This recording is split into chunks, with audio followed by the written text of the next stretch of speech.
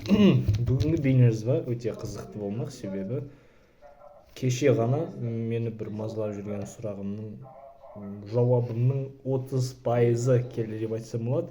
Және де ол сұраққа бірден көшейік.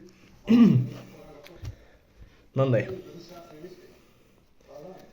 Мысалы, мынау лимонад. Бұны біздің білім деп алайық. Яғни бір нәрсені үйренгеніміз, оқығанымыз, бір жерден естігеніміз, ініміз айтқаны деген сияқты. Бұл білім. Ал мынау бұл интуиция деп алайық.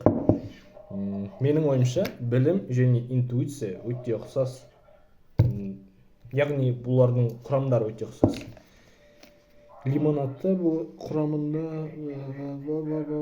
көп зат жазылған. Және де мынау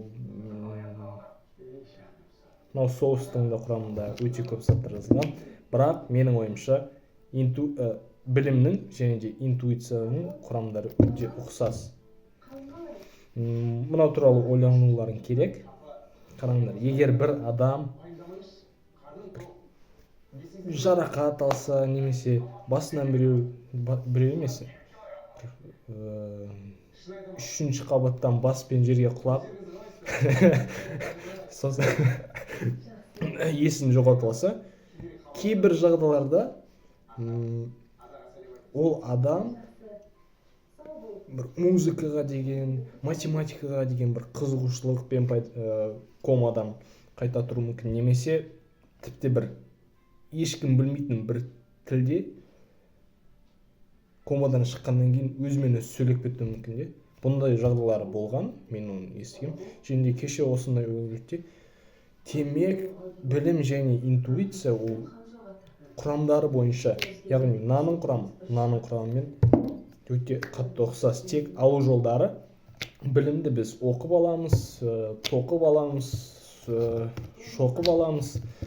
Ал интуиция ол миымызға кенет келеді.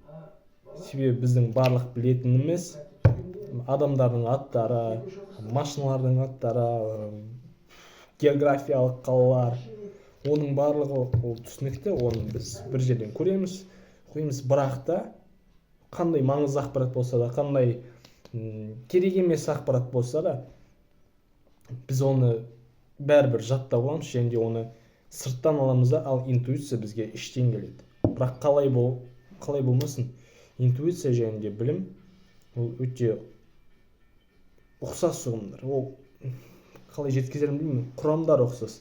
Мысалы, мынаның бір дәмі бар, мынаның дәмі басқаша, бірақ құрамдары бір деп ойлаймын. Бәрібір мен ешкім түсінбейді деп ойлаймын. Бірақ бұл өте қызық. Бұдан қандай қорытынды шығарса болады? Мынау білімді белгілі бір механизмдер, белгілі бір белгісіз, әзірше белгісіз бір механизмдер арқылы, сонымен бір құпия бір тәсілдер арқылы білімді оқымай-ақ, және белгілі бір сыртқы дерек көзге сүйенбей-ақ интуициялық жолға ұқсас бір тәсілмен алса болады деп ойлаймын. Бірақ оны әлде зерттеу керек. Бұл және жай ғана теория, сондықтан да бұны әлде зерттеу керек. Осындай тақырыптар қызық болса,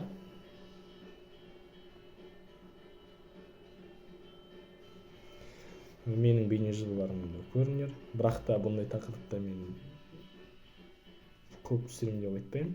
Бұған дейінгі бейнежазбаларым мынандай күн болды, өте жақсы өтті деп айттым. Менің 99% бейнежазбаларым бір-біріне ұқсайды. Ал осы бейнежазба ол ерекше болады. Сол болды.